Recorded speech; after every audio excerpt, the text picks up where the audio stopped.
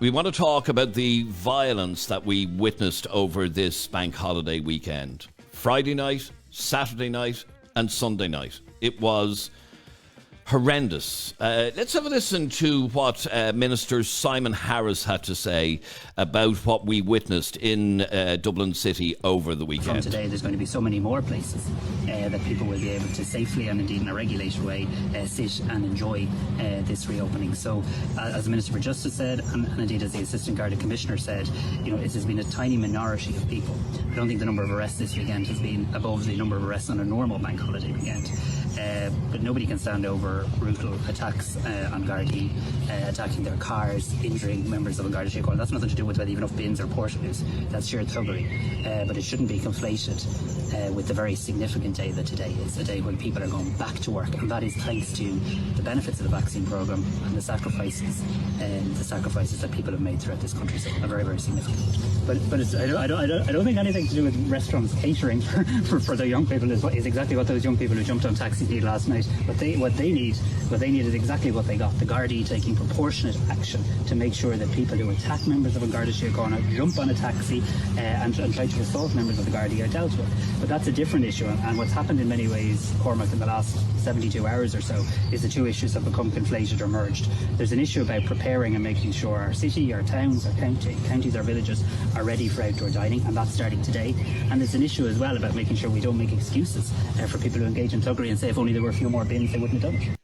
And that is Minister Simon Harris, who was speaking yesterday about the violence that we saw over the weekend. Now, you know what I have to say, by the way? Yeah, go on. Hats off to Simon Harris for actually condemning it, because what I saw... could not condemn it. No, well, hang on a second. What I saw over the weekend was a lot of people, a lot of politicians and people in the public eye who were very, very slow. Sorry, I'll rephrase that. They weren't even slow. They were silent when talking about... They were more willing to talk about that, and you know some of the politicians I'm talking about, they were more willing to talk about the police baton charging and stuff like that, but not a mention of the trouble, or very slow to condemn the absolute thuggery. Okay, now over the weekend, we posted some videos of what went on. We had exclusive footage of a dash cam filmed by a taxi driver where you could see them bouncing on his car, and then there was another video where you could actually see that particular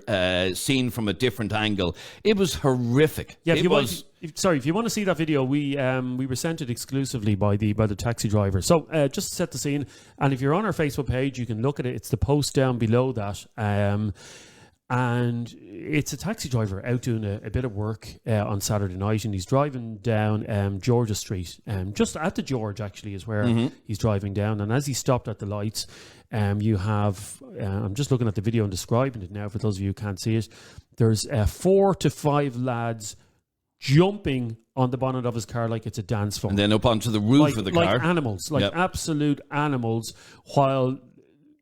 The fools beside him laughing on. This is a taxi... I'm sorry, and then there's a taxi driving beside him with a gobshite, an absolute gobshite. On the roof of his car. A knucklehead sitting on the roof of the taxi car. The sense of entitlement that has come out of this over the weekend, the entitlement that these thugs feel...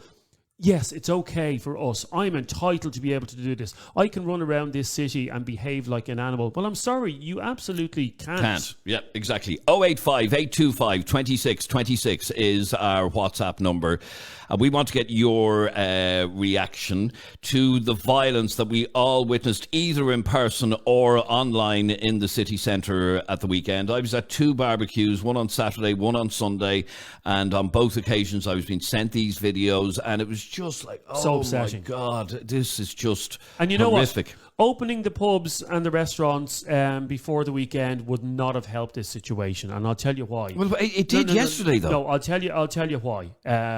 Because those kind of knuckleheads that you see in the video there, they're not going out for fine dining. They have no interest in going to restaurants. You certainly wouldn't, if you owned a pub, you wouldn't let any of them into a pub. They wouldn't get past the front door. So had the pubs and restaurants been open, that would not have changed that. What happened on Friday is something clicked. I don't know if it happened on social media, but something clicked among the degenerates of the city, and that's what they are, that they said, you know what? We have a green card to go into the city centre and behave in whatever manner we see fit. And of course, the guards then decided to do what they should have done. They decided to, use a bit of force. Straight away, they were condemned. You could see all the far left on social media at the weekend. Garda brutality, please state. I saw someone saying it's like North Korea. But stop. Yeah, ridiculous. All right, well, the guards can't win. They just can't. We'd like to hear from you. Send us a WhatsApp to 085 825 2626, like Robbie just did. Hey lads, how's it going? I was just saying there, I was out around Capel Street yesterday to meet a couple of friends that I hadn't seen in such a long time, and it was really, really busy there around the junction where Panty Bar is. It was absolutely rammed. And as I was saying, there wasn't really a mass to be seen now, which is kind of a little bit. It made me kind of put me on edge a little bit now. I wore my own mask and that, and then when I see my friends, we kind of moved off a little bit and spread out then, and it was grand up around by McNeil's there on Capel Street. Kind of moved up the road a little bit, but at the same time, you could really see or kind of feel the sense of relief, and there was a real kind of there was a real buzz about the place and just a bit of a sense of joy. You could see everybody seeing their pals again, which was absolutely lovely. But it was just a little bit too close for me in some parts around Dublin when I was driving in. I was coming in from Wicklow, and it was a bit mad around the place, but lovely to see it all back open in the same vein. Anyway, that's the crack. All right, Robbie, thanks very much indeed. 085 825 2626 is our number if you want to get involved in this conversation about what happened over the weekend. And what should be done? More importantly, talking about what happened over the weekend, it's past now. There's nothing we can do about it. It was disgusting. It should be condemned at the highest level. But we need to talk about how we can stop this happening again, how we can stop this influx of people coming into our city centre just to cause mayhem. I suggested on Twitter at the weekend that Gardaí use water cannons, and you would not believe the response that came in from people when I suggested that. Garda brutality. But mind you, having said all that, when you look at that video that we were talking about that we posted over the weekend at the bottom of Georgia Street at the T-junction with Dame Street, there wasn't a Garda to be seen. So, you can say they can't be everywhere. But you're saying deploy water cannon. Where? Should they just move to another place? That's the problem. All right, let's. I want to just bring in a caller on this. And the National Taxi Forum yesterday issued a statement saying that they want to condemn the vicious attacks on drivers over the weekend. There were numerous. I'm joined on the line by Andrea from the National Taxi Forum. Andrea, good morning to you. Good morning, Adrian. Nice to see you guys back online. Good. Thanks very much indeed, Andrea. And we're going to get bigger and better over the coming weeks. That's a promise. Now, Andrea, you're involved with the National Taxi Forum. We've seen many videos over the weekend of taxi drivers and the people bouncing on cars and kicking cars, everything else. How widespread was this? How common was this? Well, you've probably seen more than one video because I think I've sent you along a few. There was, for some strange reason, a minority of troublemakers, vandals, thugs, whatever you want to call them, had decided that it would be a brilliant idea to attack taxis, dance on taxis, damage taxis. So a lot of our members' cars were damages over the weekend. How many are we talking about? 5, 10, 20? Well, we know of 4 momentarily, but I would imagine that number will rise throughout the week. We've spoken, not only have we spoken to the driver, we've also seen the aftermath, the damage that these little thugs caused to our members' vehicles. Again, when you attack a PSV or a taxi, you're not only attacking the member's vehicle, you're also attacking his livelihood, his right to support his family, his right to pay his mortgage or his rent. And what do you think happened, Andrea, that taxis became the focus, that these videos were released or these videos surfaced online showing just, as somebody said, they were like monkeys after escaping the zoo, the way they were carrying on. Why do you think they decided to take their, whatever it was, out on taxis? Well, we're an easy target. They knew that they probably wouldn't have to answer, not only from a financial point of view or from a criminal point of view. That we've seen attacks on taxi drivers in the past. and some of the sentences have been laughable, extremely lenient. So we probably never got the support or the justice that we felt we deserved. Again, looking at the video that we sent in from Ifram, the man on Georgia Street, or the member on Georgia Street, that man sat in his car with three options, Adrian. One, let them bounce all over his car and damage his, take away his livelihood, basically. He sat in his car and watched these mindless morons destroy his livelihood. And it was horrific looking. It was very, very intimidating. Well, the second option was, so you get out of his car with the strong possibility of being assaulted by several of these thugs, which would have made the situation even worse for him and his family. Or thirdly, sorry, just a second. Thirdly, if he had driven off and had hurt one of these idiots, he would have been angels. His little angels. His insurance would have been down the drain. Yep. His livelihood would have been down the drain, and he possibly would have been facing criminal charges of some description. Yeah, it really was horrific to see. Let me ask you then, because one of the things that was argued over the weekend is that places should have been opened earlier. They should have, the pubs and restaurants should have gotten the whole bank holiday weekend open. Do you think that would have made a difference? Well, I think your colleague said it previously there that it would have been irrelevant because the mindless thugs that were in town just to cause trouble weren't exactly going to go for a pint in a pub. They were there to cause trouble. But the point that I made was there was no trouble yesterday. Well, okay, the mindless thugs weren't there yesterday, right? I mean, people. I went there for a couple of pints yesterday, myself and my wife. We went. We had chicken wings, whatever it was.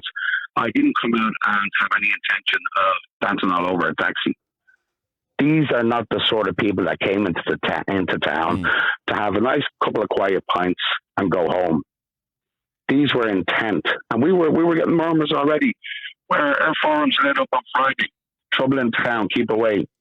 Saturday it progressed. Lads, it's kicked off again. Stay away from the city centre if you can. Now, every taxi man has his own circumstances. Taxi lady has her own circumstances, and some felt that they had to risk it. But then again, a lot of our members are waking up with absolutely astronomical repair bills this morning, Adrian. You saw over the weekend, the Gardaí were damned if they did and damned if they didn't. On Friday, they were criticised for not doing enough. On Saturday, when they were seen in force, they were condemned for being heavy-handed. On Sunday, when they asked all of the bars in South William Street to shut and stop serving drink, they were condemned for that. They were in a lose-lose situation, weren't they? No, well, we definitely never, put the Gardaí down for doing their job. They're trying to do their job. Like you said, had you dispersed a crowd from one area, they would have ended up in another area. And I kind of feel that the Gardaí did what they could.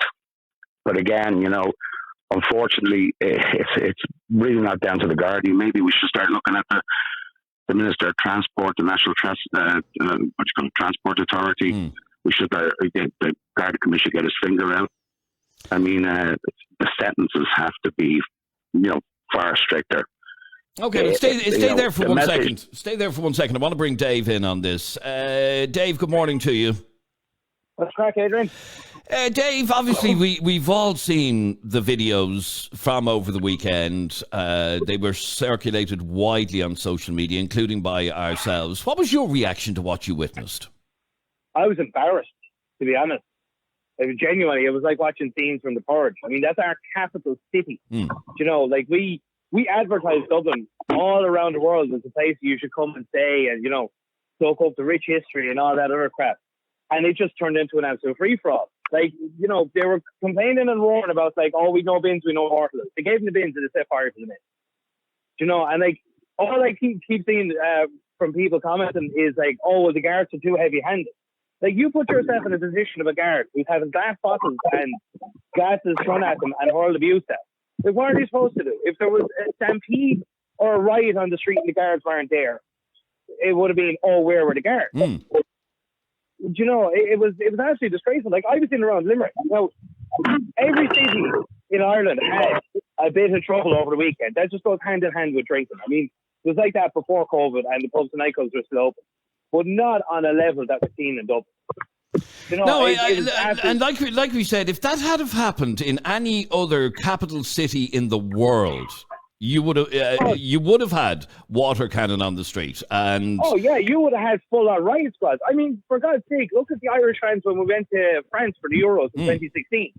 We were such great crack that they gave the key to the city to the Irish fans, and yet our own homegrown and like look, I know everybody's saying we're always blaming young people for this, that, and the other. It was young people. I'd say a lot of them probably weren't even old enough to drink in the pubs. No, you're right. You're right. But maybe it's just coincidence. But the coincidence for me is that we had all this crap going on Friday night, Saturday night, and Sunday night.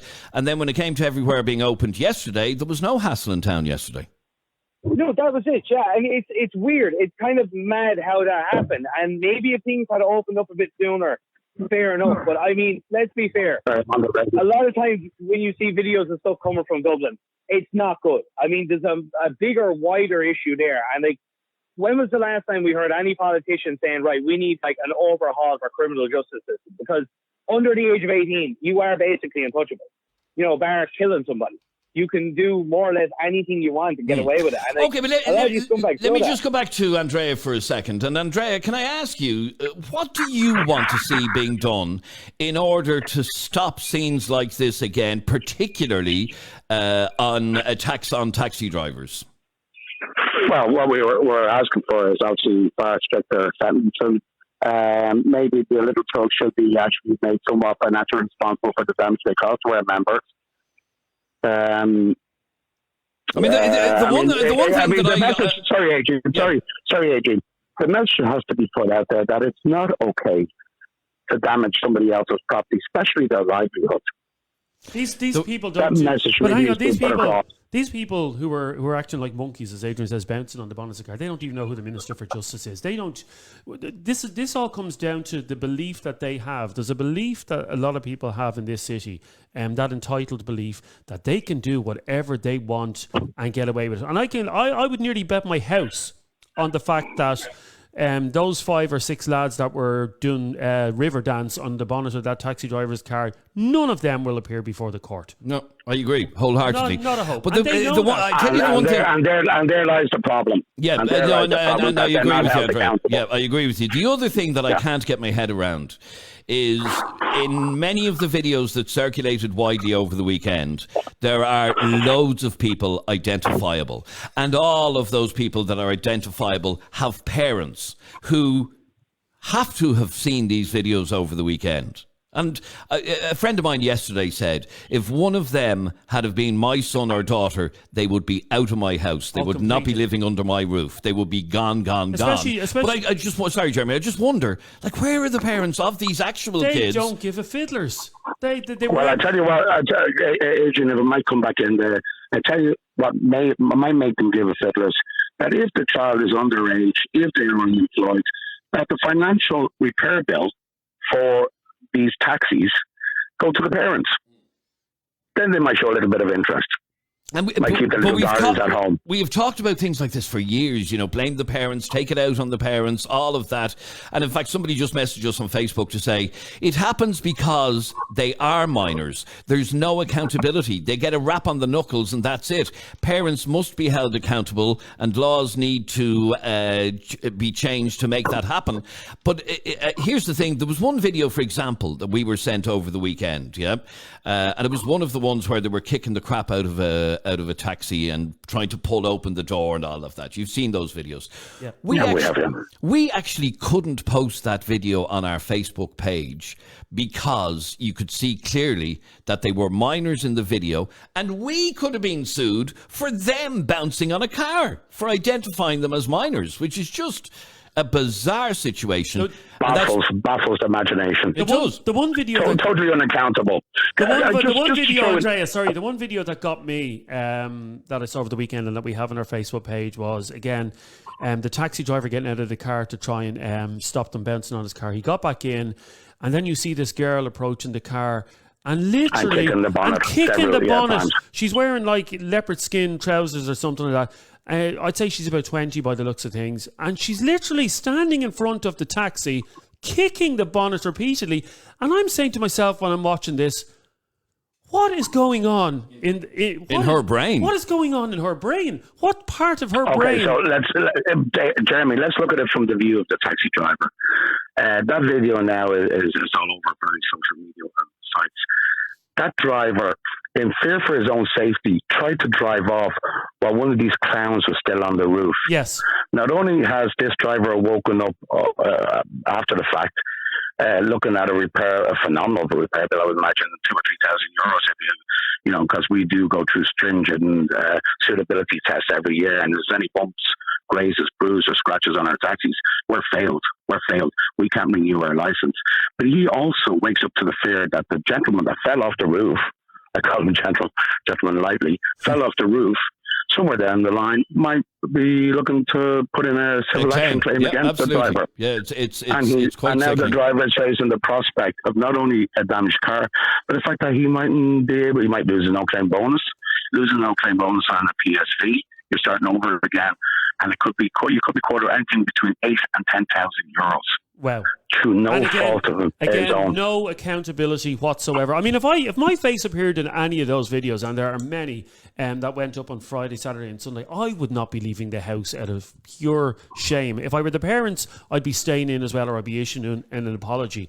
But yet again, no accountability. Andrea, we really appreciate you talking to us, and let us hope that there are no more repeats of what we witnessed over the weekend. I think the fact, and I do believe this, the fact that places are reopened, it means people can be spread all across the city next weekend, outdoor dining. They don't need to congregate for outdoor pints and all of that. And I hope to God it will resolve the situation for next weekend. May I say one more thing, Adrian? You can, of course. There's murmurs already of the possibility of a withdrawal of services in the city centre from our members after a certain time. Now, the ripple effect that would have on the wider business community in the city centre, and we definitely don't want that. Okay, because there's some decent folks. Say that to me again. You're getting reports that taxis may withdraw from the city streets after a certain time next weekend. Over the weekend, yeah, if it continues on, if it's not addressed, if these goons are not held accountable, there's murmurs, and I don't necessarily disagree with them, but there is decent people that do go into the city centre, do want to have a couple of pints, do want to enjoy themselves, and want to get transport home. Now, if there's any inclination that they might have that safe transport home, they won't be coming into town, and it will again affect the wider business community. And what about you, Andrea? What about you? Will you withdraw your services? I don't work night times anymore, but if I did, I would strongly consider it. We have warned our members over various forums and web pages to get out of town. It's kicked off. You're going into town in the hope of getting a €10, €15 fare, but the possibility of waking up the next morning to a £2,000 or £3,000, or €1 rather, repair bill, which you cannot finance at the moment. I mean, it's a very delicate time for us taxi drivers as well. We're starting to see a little bit of light at the end of the tunnel, hopefully. But it's very slow, and it's very slow in picking up. So what you're saying to me quite clearly is that you're hearing murmurs that if this happens again, if we face this sort of rubbish on the streets of our capital next weekend, where taxi drivers are being targeted, you just will pull the taxis from the city. Absolutely, and this is where we want the likes of the Vintners Association, have hundreds of members, businesses in town.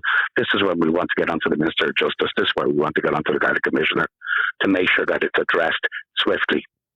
All right, Andrea. So no further damage is done. Thanks very much indeed for talking to us, and let's hope that doesn't come to pass, that taxis end up withdrawing their services next weekend. Thanks very much indeed, Andrea. 085 825 2626. 085 825 2626 is our WhatsApp number. Here is a WhatsApp voice note from Cian. Morning, lads. You're there saying that they absolutely can't do it. They absolutely can. That video will show you that they can do it. The Garda do not have the power in this country. If you showed anyone in any other country a video of what went on here on the weekend, we'd be laughed at. We would be absolutely laughed at. This country used to be known for nice things, but now it's just gone the complete opposite way.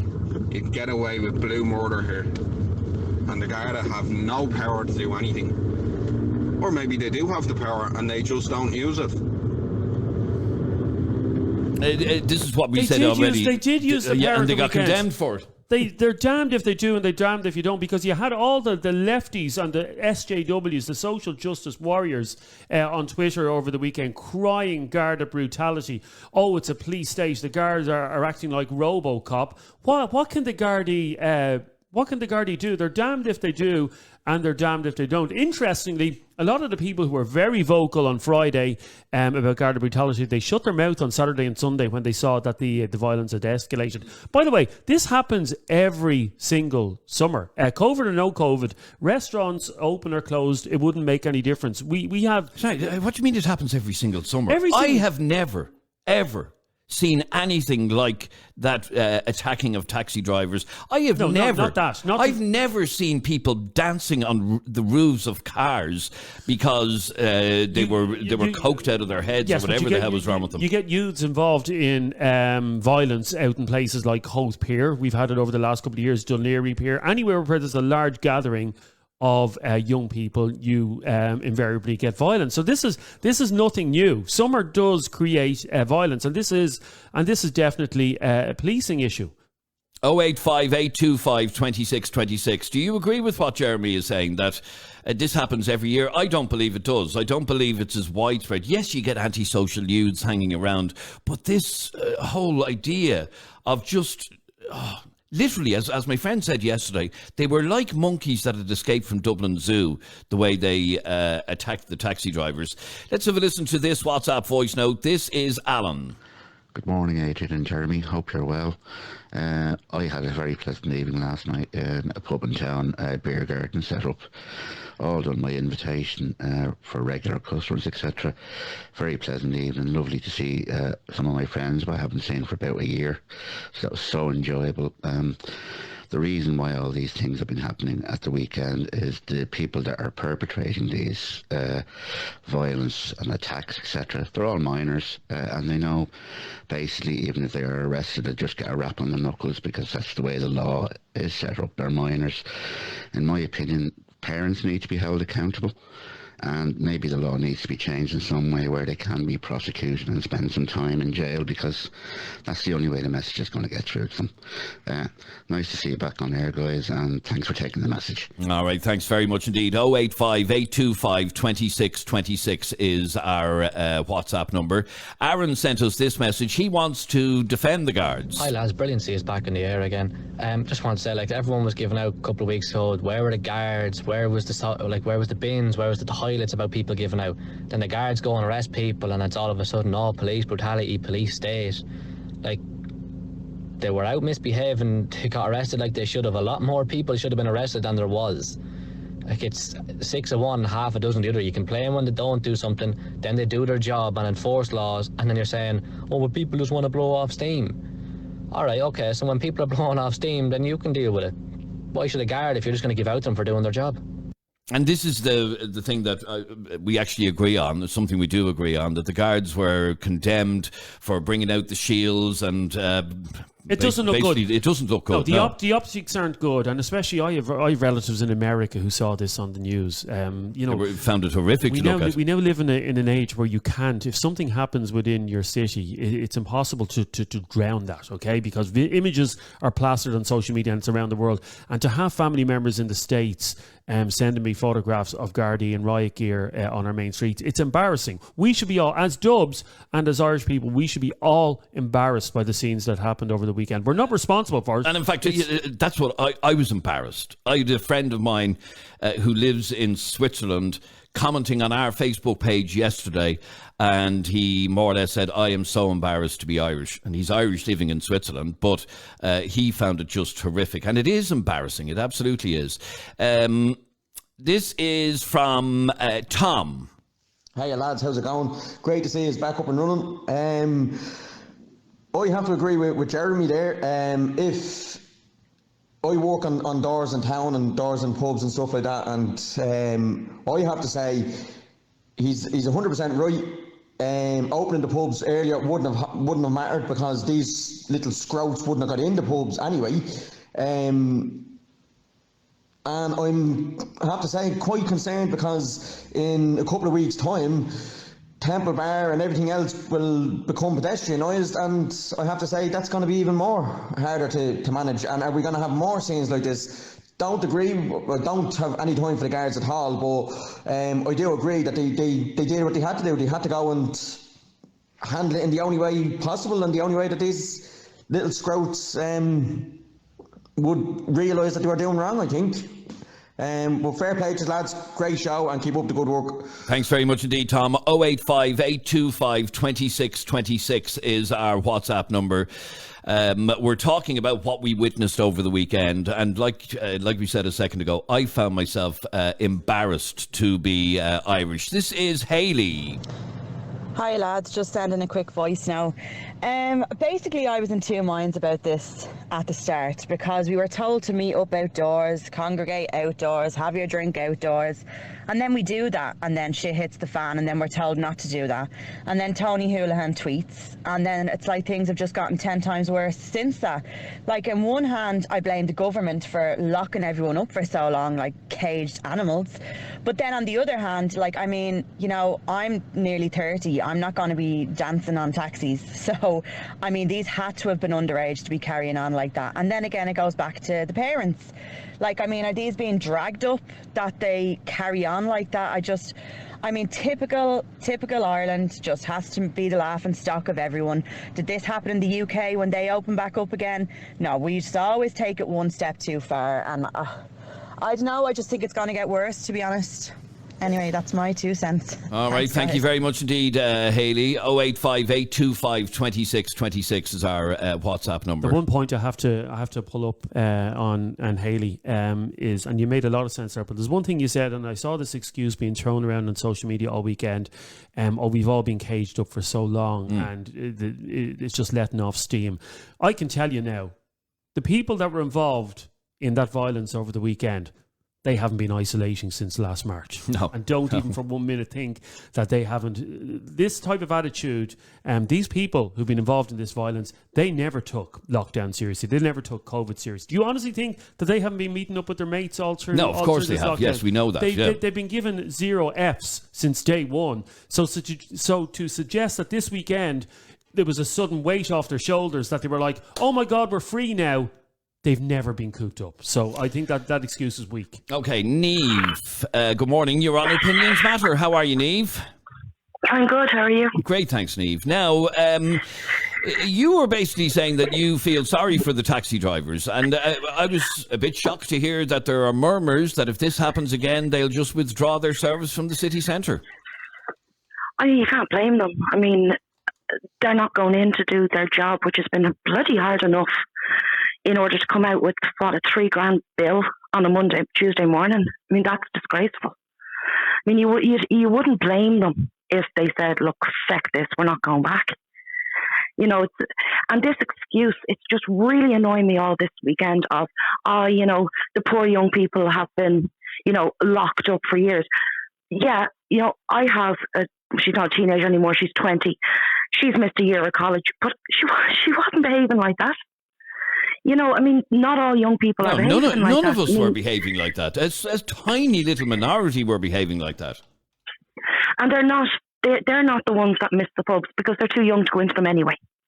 So this had nothing to do with the pubs being shut. I mean, you could see clearly how young these people were. I mean, where did their parents think they were at 11 or 12 o'clock at night? If you don't know where your young teenager is at 11 o'clock at night, there's a problem. And if you saw them, I mean, if I saw my one on a video like that, I would be like my mate said yesterday, if I'd seen one of my children in one of those videos, they'd be out the door. There'd be no excuses. Well, she certainly wouldn't be leaving the house for a while, that's for sure. Yeah. And I know she's too old to be grounded, but I'd be doing my best. Okay, so what do you think is the solution to ensuring, and can I tell you, by the way, and Jeremy, I mentioned this earlier on, this would not be tolerated in any other capital city anywhere in Europe. The police force would be out in force, they'd have their riot gear, and they'd beat lumps out of them to get them off the street and stop them carrying on. The problem is as well, there were a lot of people in the city centre at the weekend that weren't hell-bent on causing trouble. I have friends that were in the city centre that were on St. William Street just meeting up with their friends, and they ended up getting caught in all that nonsense as well. So how did the guards pick out the feral scum from the people who are just... for example, I go to a festival, well, I haven't been for a couple of years, but I go to a festival in Germany every year, and they literally have a ring of steel around the centre of the city to stop young teenagers getting in. And you never see any hassle. Never. All right, Niamh, thanks very much indeed. Let's squeeze in a couple more WhatsApp voice notes before we wrap this conversation up. This is Antoinette. I genuinely feel that if parents were held responsible for underage children's indiscretions or criminal behaviour, and it was just accepted that if your child does something, you're financially responsible, whether it's small or large damage or any kind of criminal activity. I just think if you're raising kids and you're aware all the time that if they get into trouble, you're in trouble, that you would be more likely to come down on your kids and make sure they're not up to any of this kind of behaviour. And I just think it needs to be completely overhauled, how they look at criminal activity with children. And I have to say, I totally agree. We do need a complete overhaul on juvenile crime. This whole notion that if you're 16 or 17, you can get away scot-free with doing whatever you like, and you get to 18, you won't even have a criminal record, you can get on with the rest of your life. I think that I genuinely think that needs to be re-examined, because it wasn't 30-year-olds bouncing on cars at the weekend. But we need to stop this attitude as well, and we need to get away from this about the whole, holding parents responsible and all this, because I can tell you one thing. Myself and Adrian, have been dealing with these type of people for over 20 years. The parents of people who do this, generally speaking, have a completely different moral compass to the rest of us, okay? And I know growing up, if my mother or Adrian's mother, if I had my mother and my father, I remember them telling me, if the guards ever come to this door, you're out. You're out. Yep. And I believed that, and that was true. These parents have a completely different moral compass to that. They would look at these videos of their kids behaving this way, and they'd see a completely different thing to what we'd see. Oh, they must have been antagonised. Oh, they were only kids having a bit of fun. I saw one parent commenting, should we all behave like that when we were young? No, we bloody didn't. Well, what about this comment from Aaron? He says, I don't think you can blame the parents. Kids will do that because they get away with it. How do parents go against that? I don't even know what that's really meant to mean, Aaron. If you're brought up to respect someone's property, I mean, if you think it's hilarious for you and 5 of your mates to bounce on the bonnet of a taxi. I mean, Jesus, we've all been drunk and we've all done stupid things when we've been drunk, and we've all done things where we've looked back and gone, God, I probably shouldn't have done that. But this has taken it to a whole new level. And somewhere along the line, there's been a breakdown in parenting, because there's clearly a lack of respect there. So as a parent, you have a job to do to raise your children to have respect for other people and other property, correct? That's your job. That's your job as a parent. But if you have a completely different set of morals to the rest of us, which a lot of these parents do, the kids don't have a chance. They don't have a hope. All right, let's have a listen to this WhatsApp voice note from Siobhan. I think the real question that should be going out now is, how do we, as the population listening to these stories and give a damn, how do we get the laws changed? The more people that are against this, and make their voices heard, the more likely it is that we get the laws changed. So how do we do that? How do we go about doing that? Do we all write into the Justice Minister? Is that what we need to do? Because then we should do that. 085 825 2626 is our WhatsApp number. You've obviously never sat in the courts, which I have done many, many times. When I was in college, I spent a lot of time up in the courts and in the juvenile courts as well. Only a couple of years ago, when I was in court myself, I used to sit there every day. And what you would see in courts, and I'd advise any of you, by the way, to go. Anybody can go up and sit in the courts at any stage. And what you see is a revolving, and I'm not talking about youth crime here, but I'm talking about people of 18, 19, 20.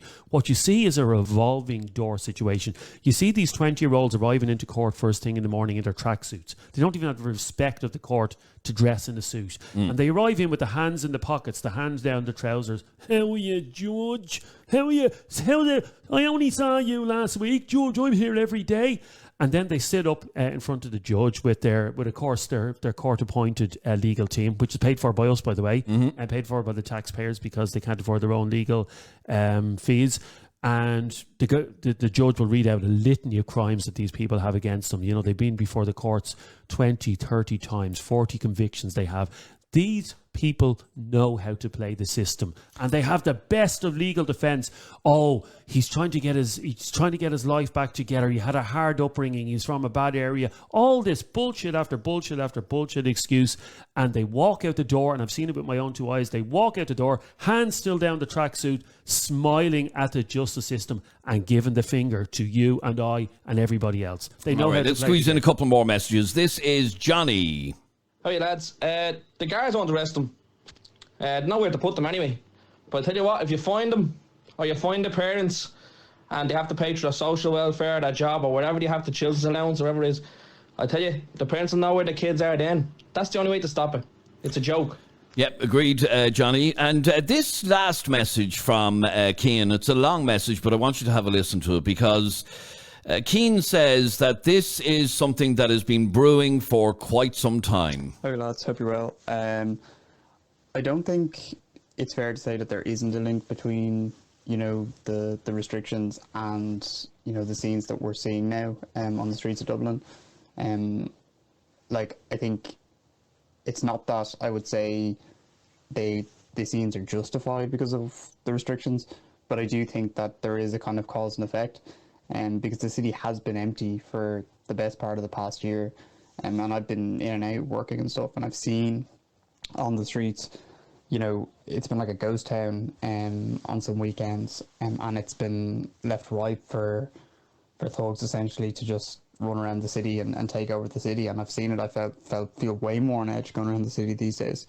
But I think another important note to make is that I was in on Friday and Saturday evening, and I saw two completely different policing strategies. I was in after 6, and there was heavy guarded presence. I was on Exchequer Street on both evenings, and we were moved on. A very peaceful crowd moved on, and there was no issues, and everybody was kind of dumbfounded at why we were being moved on. And yet, when I was heading home, I walked through Stephen's Green and Temple Bar after midnight, and I'd seen in Stephen's Green and in Temple Bar 2 council workers who were manning the portalays get attacked and beaten up, and there was not one guard inside in both areas at all.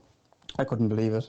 And I think that's when you're looking at footage online and you're seeing images of riot shields on Dawson Street, you know, when everything is fairly calm in the middle of the evening.